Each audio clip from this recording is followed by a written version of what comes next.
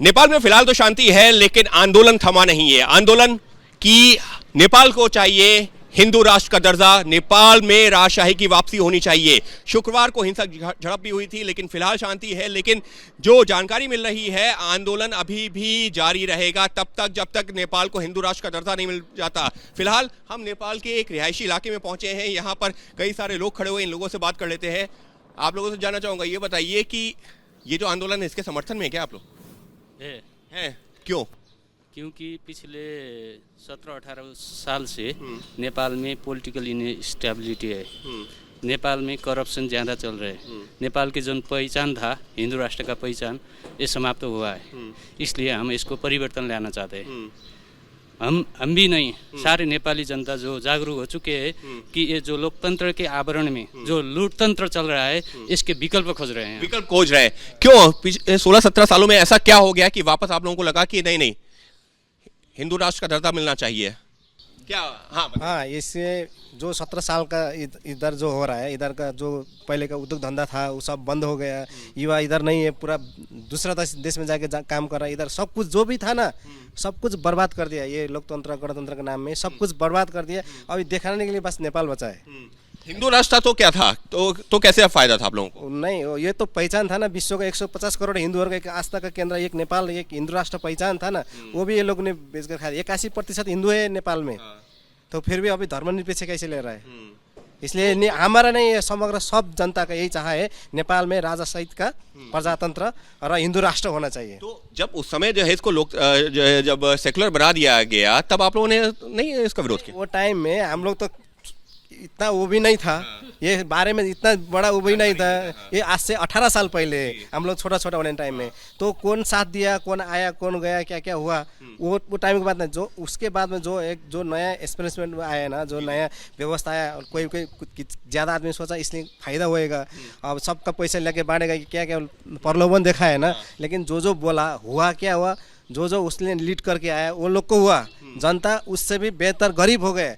अभी गांव में जनता ही नहीं, सब बाहर गया है। अच्छा, आपसे जानना चाहूंगा, आप भी इसके सपोर्ट में है कि हिंदू राष्ट्र होना चाहिए? हिंदू राष्ट्र होना चाहिए, इसके मैं नहीं, सारा नेपाली इसके सपोर्ट में है। 82% नेपाल में हिंदू है, इसलिए सब ओमकार परिवार है, इसलिए हम सब नेपाली लोग हिंदू राष्ट्र और राजा सहित के हिंदू राष्ट्र के सपोर्ट में। क्यों, आप लोगों के हिसाब से क्या बदल जाएगा? अभी जो स्टेटस है उससे क्या बदल जाएगा? अभी ये क्या है कि जो अभी के राष्ट्रपति है वो कांग्रेस के, कम्युनिस्ट के, वो अपने पार्टी के लिए होते हैं, देश के लिए नहीं होते।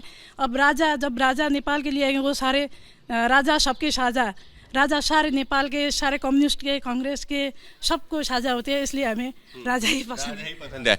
आपने तो जो है वो दौर भी देखा होगा जबकि हिंदू राष्ट्र, ये तो हालांकि कह रहे कि छोटे थे आप, तो उस समय आइडिया होगा ना कि उस समय क्या बेहतर था और अभी जो उसके बाद में क्या हुआ?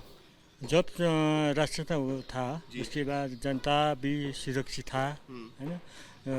नेपाल में जो भी हो सब अच्छा लोग जीना चाहता था। अभी जो लोकतंत्र आया, गणतंत्र आया, उसके लिए कोई सिक्योरिटी नहीं है। सिक्योरिटी भी नहीं है और काम धंधा नहीं है। सब यहाँ के युवा लोग बाहर जा रहे हैं। अच्छा। तो नेपाल के जो युवा लोग ने बाहर जाके रेमिटेंस से वर्क में चल रहा है। अच्छा, देश से युवा बाहर जा रहे हैं, आपका क्या अनुभव रहा है? सर जी, जय श्री राम। जय श्री राम। मेरा घर सप्तरीपरा, समुन्नत नगर पालिका 11। मेरा नाम डोमी खंग हुआ। अच्छा, आज पाँच दिन से मैं इधर हूँ। और काठमांडू में है। तो जो प्रदर्शन हुआ था वहाँ पर भी आप गए थे? हाँ, एकदम, तो जनकपुर भी गए थे हम। अच्छा, तो क्यों हिंदू राष्ट्र की मांग अचानक क्यों उठी? अचानक उठी या चल रही थी? तो सिर्फ हिंदू राष्ट्र की ही बात नहीं है, इसमें तो राजतंत्र का भी बात है।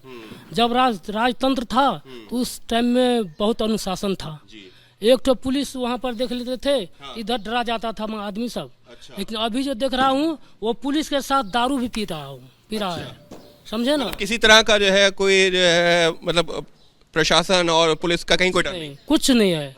कुछ नहीं है। अब दारू पीता है और साथ में दारू मिलकर के पीता है वो लोग।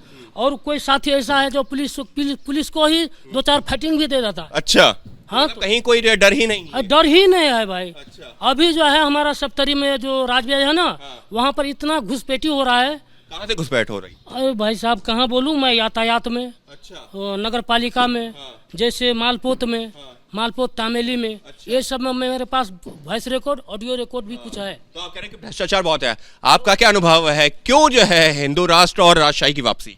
क्योंकि ये हिंदू राष्ट्र और राजशाही एक रात में पलट गई।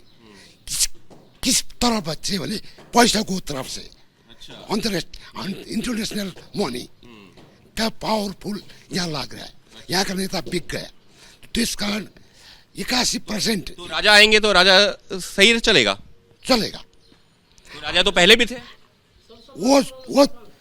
वो तक जब हत्याकांड होगा वो आपको इंडिया मीडिया से कितना अनाउंस हो गया। जी बिल्कुल, वो हम लोगों ने देखा था। लेकिन ये बताइए कि देश से आज तक नेपाल में जो होना था वो नहीं हुआ। जो विकास होना था लोकतंत्र का, जितना भी विकास हुआ है वो सब राजशाही के पाला में ही हुआ है। उसके बाद से कुछ नहीं, उसके बाद से जो भी था वो सब बेच दिया है ही नहीं। अभी इसने बेच दिया ये जो परिवर्तनकारी वाले सब परिवर्तनकारी से बेच दिया।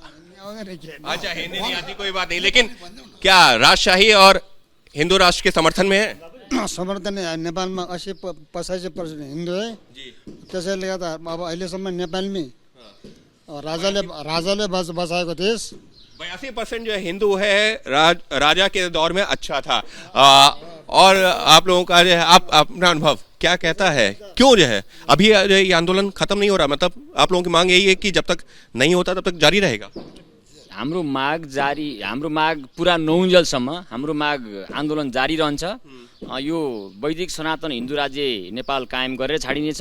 यो देशमा संघीयता खारेज गरेर छोडिनेछ। यो देशमा प्रत्यक्ष निर्वाचित जनताद्वारा प्रधानमन्त्री कायम गरेर छोडिनेछ। यो देशमा राज संस्था पुनर्स्थापना गरेर छोडिनेछ। यो देशमा वैदिक सनातन हिन्दू अधिराज्य नेपाल कायम गर्नको लागि जुनसुकै हरकत गर्नु परे पनि हामी अगाडि बढ्नेछौँ, मर्नु परे पनि मर्न तयार हुनेछौँ। तो ये आंदोलन जारी रहेगा, कुछ कहना चाह रहे थे? हाँ, कहना चाह रहे हैं।